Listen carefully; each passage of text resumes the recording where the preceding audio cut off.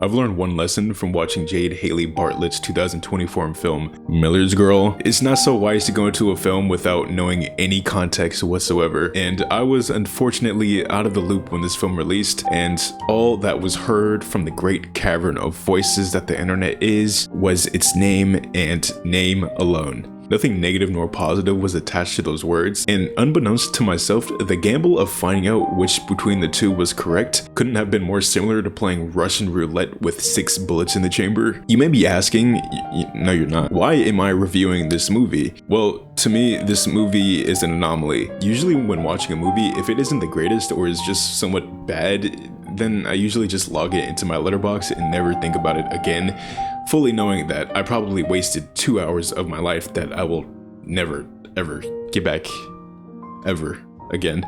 But when it comes to this film specifically, I felt personally offended by it. I don't think I've seen such a morally defective film in my life, and what could have been an interesting look on a taboo subject was immediately thrown out the window through its themes and how actions and their consequences are poorly displayed. I have so much to say, and everything about what I've experienced could only be discussed through a video format such as this.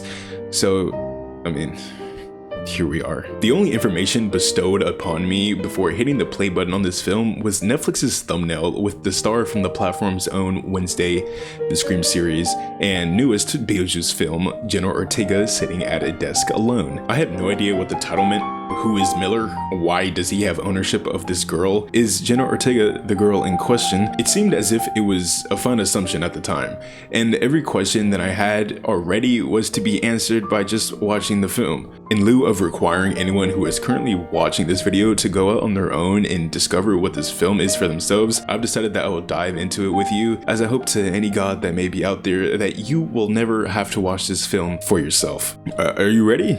I mean, let's.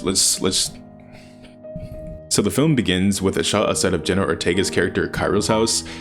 She begins monologuing, and within the first couple of sentences spoken, we begin to pick up on some of the pieces of what went wrong in this film. I am 18 and entirely unremarkable.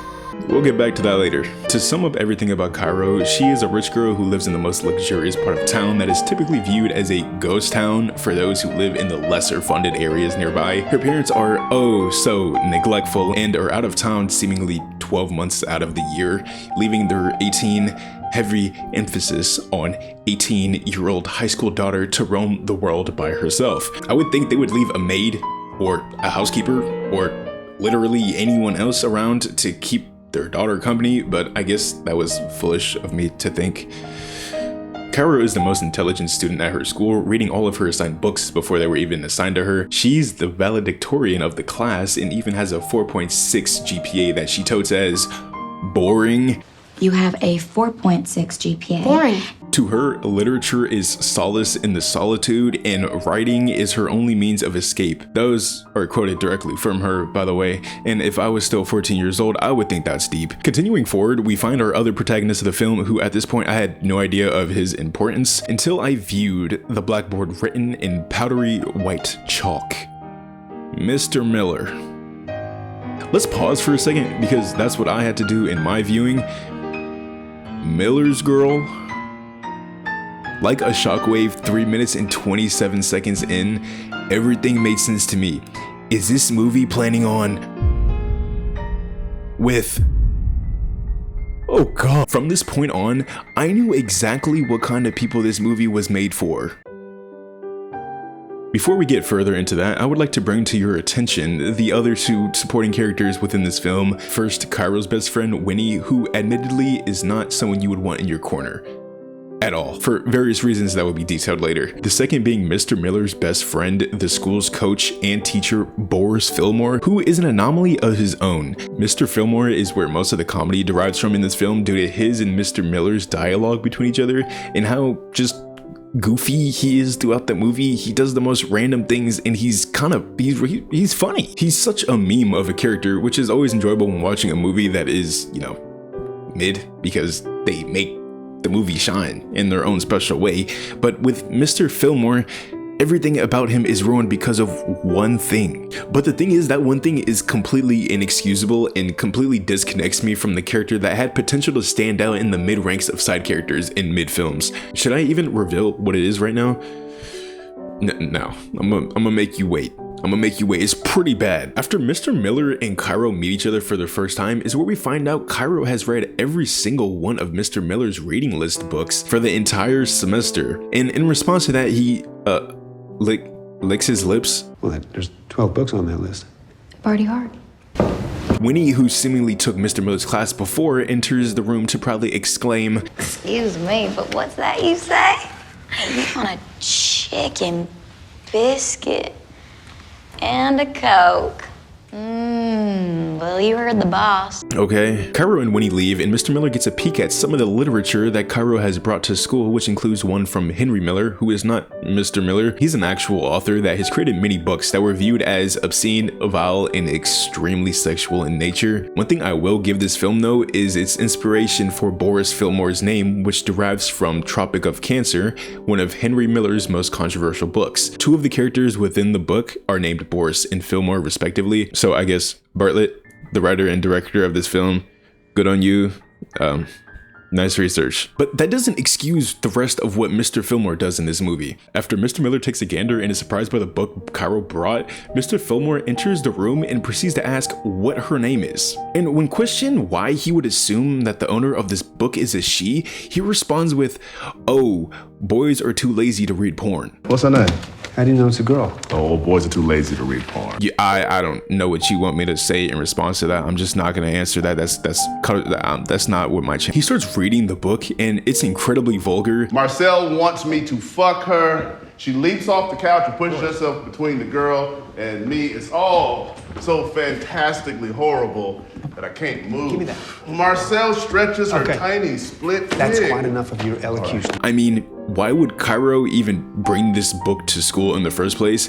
See, this is what happens when you have no parental involvement in your life. You start reading softcore porn in class. So Mr. Fillmore goes through a few more of the books on the table and finds out that Cairo owns one of the books Mr. Miller has published himself. And it sort of seems like at this moment they're setting something up because of Mr. Miller's response and his expression.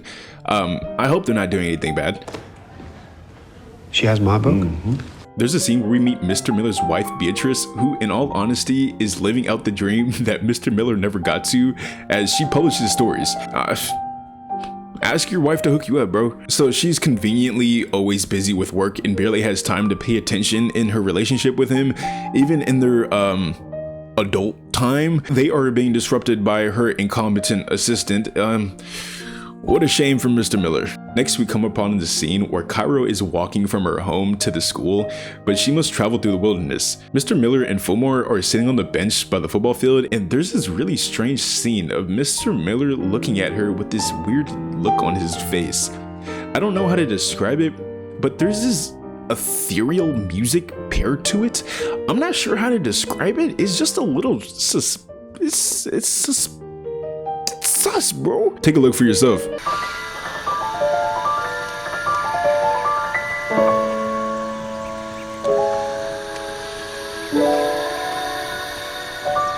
I know I'm not tripping. So, I mean, they make fun of Cairo for liking Celine Dion, blah, blah, blah. Like, now we get to what I've been trying to talk about this whole time. The next scene I'm about to describe to you is the turning point in this film where the writer decides that any subtleties of borderline pedophilia is thrown out of the window. I can't believe I just said that. And we are outwardly shown one of the dangers that plague our school systems to this very day. Mr. Fillmore enters the school hallways, probably looking at booty on Instagram, and we see that Winnie has a thing for Mr. Fillmore. Jesus Christ. So she throws her books out in an attempt to receive the attention of him, in which he responds, "Oldest trick in the book, Winnie." What? Is he insinuating that this is part of a reoccurring bit that she specifically does to get his attention? Or has some of his other students done this enough for him to not even look up from his phone to help one of his students who dropped their things on the floor? Winnie then tells him that she dressed up for him, and he giggles it off. She wants to get into his physics class and he tells her that she'd be really behind in his class if she does join. She asks him to tutor her and says she doesn't need that from him, in which she replies, "Then what do I need?" You don't need lessons. Then what do I need? And this plays? See what I can do. Appreciate ya. Hope so. Now, Mr. Fillmore, doesn't this seem like a strange thing to allow one of your students to say to you? And Mr. Fillmore, wouldn't you say your response was even stranger? Maybe if Mr. Fillmore was a regular teacher, he would say something along these lines. What the fuck? Maybe you should say, "Hey, I'm your teacher. Don't say that to me, or do anything like that again, or I'm gonna have to report you." Or, "Hey, you're making me uncomfortable. Please don't do this again." But I guess that means you wouldn't want to have intercourse with your student then. Huh? Jesus Christ. And it gets worse too. It gets so much worse. It gets so much worse. Later on at Cairo's crib, she and Winnie are discussing their evolving relationships with the teachers at their school. God forbid anybody is actually having these conversations in real life. And if you are, you're a victim, bro. Go to the police. Go to the police. It's not even funny. This whole conversation pretty much sums up to Winnie trying to convince Cairo to get into a relationship with Mr. Miller, and Winnie describes how much she wants to get into Fillmore's pants. And I'll let these clips speak for themselves because I'm not saying them. I want a dry-aged slab of perfectly marbled hot man meat to take me to Pleasure Town. And he's kind, which means as my first time, he'd take his time to get me all good and juiced, and then he'd give me aftercare. She even says this. I've never seen him look at a student the way he looks at you. He sees you, even though you hide in plain sight. Shut up! Do I have to repeat how crazy this is? And I don't even know how to talk about this next scene where Boris makes a joke about Mr. Miller's wife getting sexually aroused by him. Then he proceeds to hit the Roger Rabbit. So I'll just leave you with this.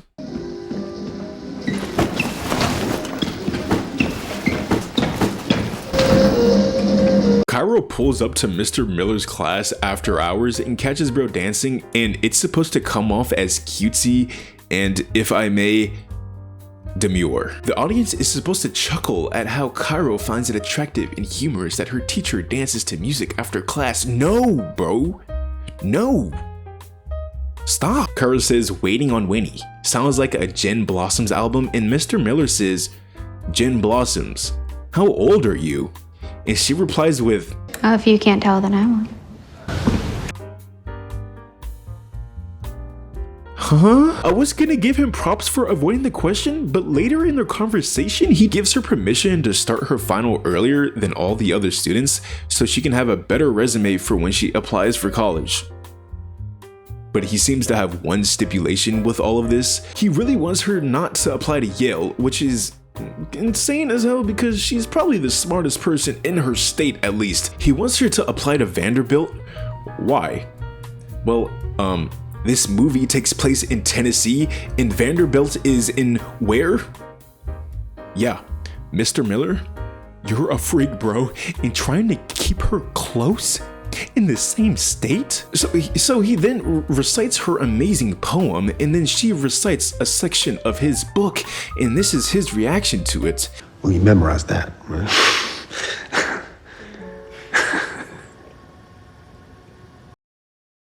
Later that night, Miller, his wife, and Fillmore go out to eat together, and Winnie happens to be their server. Oh, God.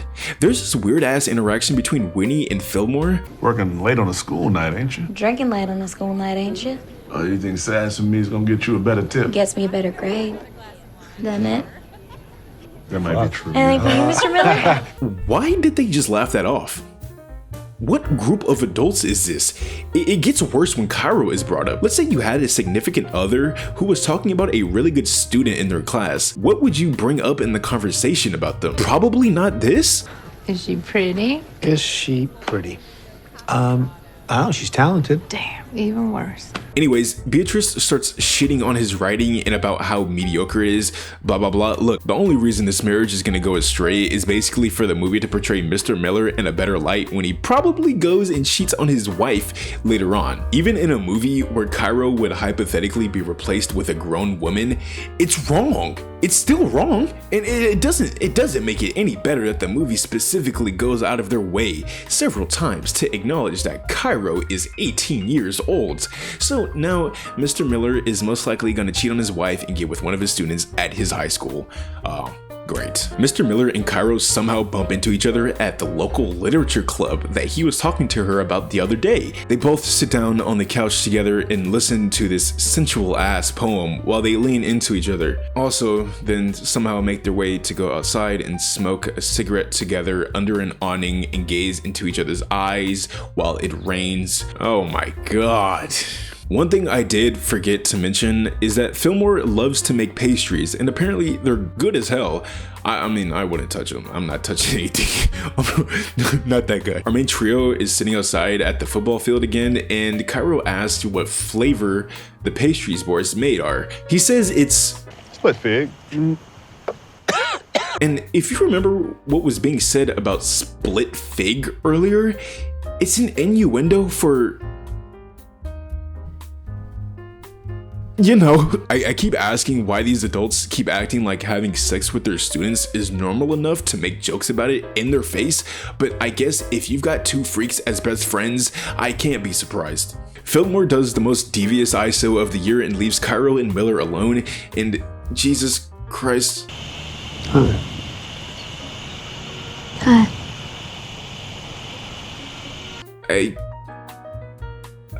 I can't watch this movie anymore. Next is, watch this. Love the decadence and the words and breaking all the rules. Okay, enough. Boris pulls up talking about his biscuit business to raise money for the team and wants Winnie to do the design for it, and they get each other's phone contacts. Yeah, sounds legal to me. For some reason, Cairo's phone got left in Mr. Miller's bag, and he decides he's gonna bring it to her house, and he says this. Do you need the address? I know exactly where you are. Good. All right, we'll drive safe. Good? Cairo, good? This is a madman. Why the hell does he know where you live without giving you the address? And don't tell me, of course he knows where she lives. She's in that huge ass mansion in the woods. You've never been there, Mr. Miller. There's a bunch of houses and you shouldn't know that. In all honesty, this scene may be one of the worst things that may have grazed my eyes. Before this point, my eyes and ears had both been seared with the fact that every adult in this world does not care for the safety of the children in this movie. And yes, I said children. If you are above the age of 40 years old, going after an 18-year-old that happens to be a student in your class, you are weird. I think you should be locked up. Oh, but law this, law that. I don't care about what the law is. You're weird. What do you have in common with somebody in high school when you've been out of high school longer than their actual age? Is that crazy? Is that a hot take? I mean, it shouldn't be. As Mr. Miller exits his vehicle to go to Cairo's front door, this happens.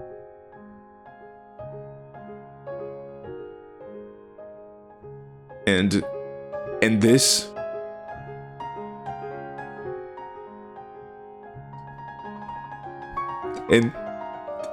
and this, and don't even get me started on what happens next. Mr. Miller's wife is under a lot of stress and can't even stand to be around her husband, which is low-key kind of fucked up. But maybe she senses the EDP energy coming off of him, so bro goes to their shed to do his work. It's tough, but I mean, you gotta do what you gotta do, bro. Guys, we're gonna have to go over something. Remember earlier when Mr. Miller gave Cairo an early start on her midterm? He received the email from her at the same time he went into that shed alone. Another thing I'd like to remind you about is about the author Henry Miller and his controversial books because of the lewdness and evident risque material in them. Mr. Miller let Cairo write her midterm in the style of Henry Miller, fully knowing exactly what content would be in the essay. Why? He was probably horny. Mr. Miller takes Cairo's midterm and begins reading. Now, there's no definite way of knowing whether or not the events that follow are in Mr. Miller's head or are the events that took place in Cairo's home. But at this point going forward, I officially urge anyone who is under the age of 18 to leave. Leave now, because as he begins reading, Cairo's voice narrates over the scene as it unfolds. Mr. Miller, Cairo's teacher, begins having sexual intercourse with his student in a scene that went on entirely too long. It is an entirely way too uncomfortable scene to watch. And I'll offer you just a sneak peek. What am I talking about? Offer you a sneak? This can't go on YouTube. But what I will is describe to you what I saw. I saw a 19-year-old Jenna Ortega taking back shots from a 50-year-old Martin Freeman in this film. You should have just stayed in The Hobbit, bro. At my 20 years of age, I've never personally encountered the site Wattpad, but if I were to take a guess, I would assume this is the type of content that would be found on there. This is softcore pornography. This is softcore pornography between a teacher and a student. This is softcore pornography between a teacher, a student, that will hold no real consequences later in this film. And that is just a nod into why this film is a travesty. Later in Mr. Miller's class, Cairo walks in and he's super pissed about the essay she wrote for him. Now, Mr. Miller, if I remember correctly, from an earlier scene in this film, you knew how explicit the content that Henry Miller's books contain, right? Mr. Fillmore even read out a section of it to you directly. Remember Split Fig? Because I do. You then gave her the choice of choosing an author to specifically copy the writing style of. At first, you may have denied her right to choose Henry Miller, but you gave in, knowing the skill level and efficiency at what Cairo can do the assignments. So you let her do this assignment earlier, allowing her to write in Henry Miller's sexual style, fully knowing that this would be the result of it. Then you masturbate to it. Then you have the audacity to get pissed at her. You need to lock yourself up, you sick bastard. So after this point, she completely roasts his ass while he's in this position. He probably likes it too. That's the crazy part. She just tears into him, talking about how he's such a mediocre writer, how no one likes his shit, how he's just complicit, and how like when he got married, he's just not it anymore. I mean, it really hurt his ego. It was kind of crazy to watch. The strange thing about this part is this is seen as the beginning of his awakening. It's kind of crazy because Mr. Miller is being told by everybody he loves in this film that his writing is ass and he's uninspired, and it's even crazier that he seems more hurt that he's hearing this from Cairo than his wife, who is a successful writer herself. So I think he just likes little. Now we get to one of the harder scenes to watch in this film, and it's a successor of our topic from earlier.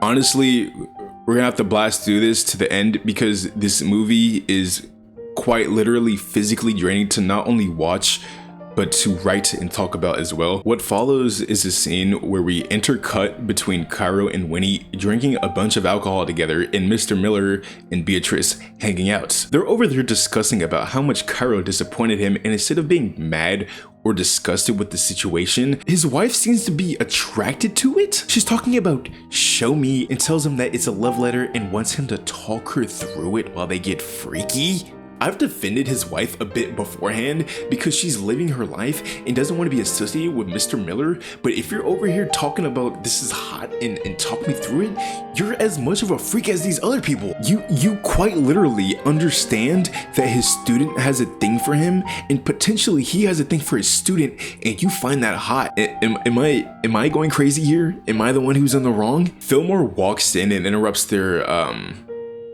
soon to be session. Oh, we've got company. Hey, what? Hey, seriously, stop leaving this door unlocked. And Cairo tells Winnie to drunkenly text Fillmore, and look at this bastard's face as he receives those messages. Why are you so mean? God damn. Can I help it if every girl you ever dated owned a pair of 5-inch... Cairo and Winnie decide to get practically nude with each other and send a bunch of videos of them making out. What? He receives the message and decides to go home, probably to do the same thing that Mr. Miller did in that shed. Side note, Mr. Miller's name in Winnie's phone is B. Fieldmore. And why is Beatrice actually trying to have sex with Mr. Fillmore? What are these side plots that are going on? Another beer. No, I should go.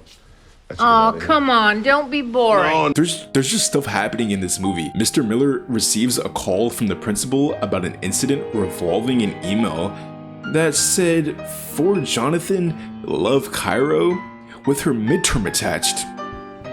No, what do we think was gonna happen, bro? Wow, it's almost like your actions have consequences, huh?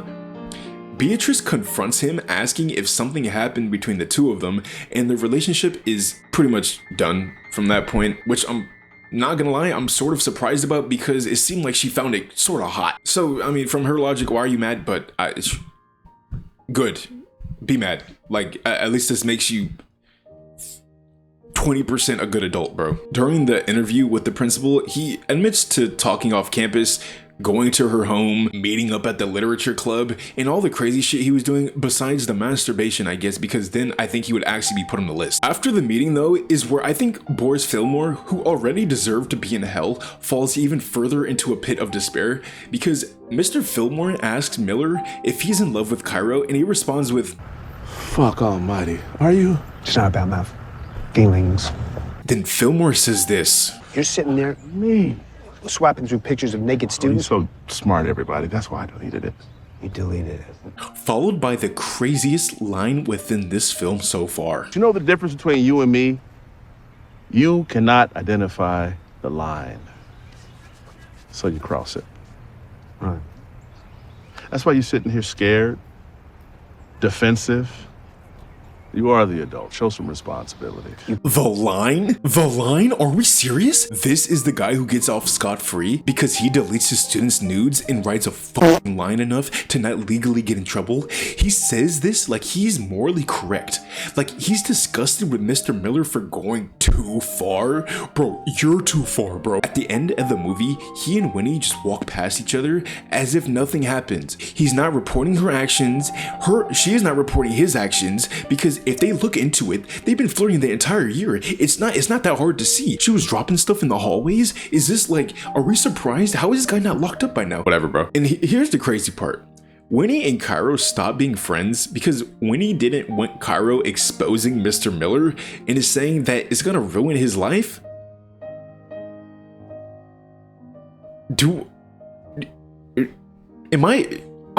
Should I address that? After this incident, Mr. Miller begins writing again after being complicit since his marriage, and Cairo monologues about her experience and seemingly uses it as her admission essay to Yale. And that's the movie.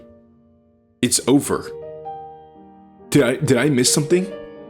Did I miss the arrest of these two adults? Maybe three. You could throw in the wife. I'm not opposed to it. My main question is, how did something like this get made? Mr. Miller got what he wanted in the end. His ability to write again.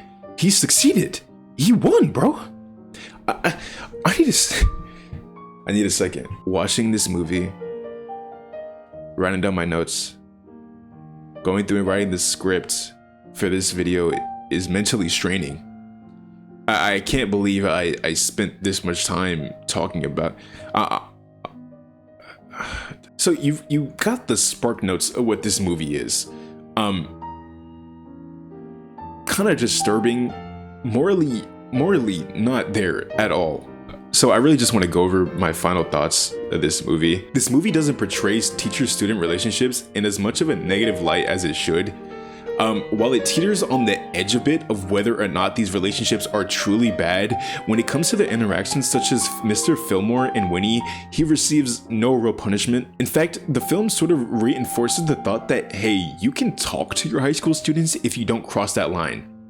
What do you mean you can't identify the line, bro? What line? There's a line, there's a strategy that Mr. Fillmore puts in place? He speaks as if this isn't his first time receiving and sending explicit photos to barely of age girls, and nothing happens to him. Nothing happens to him, he just stops talking to Winnie. That's it? Like he loses the relationship with this girl? I guess he found the line. Although the final 10 minutes of this film essentially punishes Mr. Miller for his relationship with Cairo through the discussion with the principal, the movie straightforwardly says, hey, don't do that, it's bad, but the underlying themes display Cairo as a person who is pushing Mr. Miller out of his shell that he's been in all these years so he can finally be the writer that he's forgotten himself to be. So essentially the movie is toting the experience that Mr. Miller went through as sort of his awakening. It doesn't matter that he was practically in a relationship with the student while he cheated on his wife. At the end, he wins. He begins writing again because of him feeding into his own delusions. To him, she's his inspiration, and that's wrong as hell. And this movie shouldn't be pushing for Mr. Miller to have any success in the end, because any sort of romanticization of a complete power imbalance in a professional sense, and especially maturity one, is a dangerous game to play. This movie is rated R, so it's accessible to those 17 and above, exactly the age demographic of the main character in this film. Don't feed our teenagers the thought that indulging in this activity could provide a net positive to both sides. In the end, Mr. Miller should be going to prison because even if he didn't go inside of that house and have sex with her, he still stood outside in that rain and kissed her right on the lips. This motherfucker beat off to the idea of him and her having sex. He was giving her imaginary backshots while he pleasured himself. Why should he win in the end? It's bullshit, and that's why this movie is bullshit. If this movie placed a further emphasis on the relationship being as disgusting as it was, instead of having all the adults in this film gloss over and laugh every time a sexual remark was made about Winnie or Cairo, maybe this film would have a chance of being anything worth anyone's time. I wouldn't have felt so deeply offended by this movie if they just treated the characters with the respect that they should have had, and didn't downplay its actions of the fully developed grown adults in the film. It's disgusting. This movie is disgusting. Jenna Ortega, I will be your film agent, bro. Trust me, I will never put you in a movie like this ever again. I can't believe I didn't read the tagline about this movie. I never would have clicked on it if I knew an inkling of an idea of what this movie would be. This movie is a 1-star, bro. I'd rather watch the Minecraft movie again over this if I had to. F this.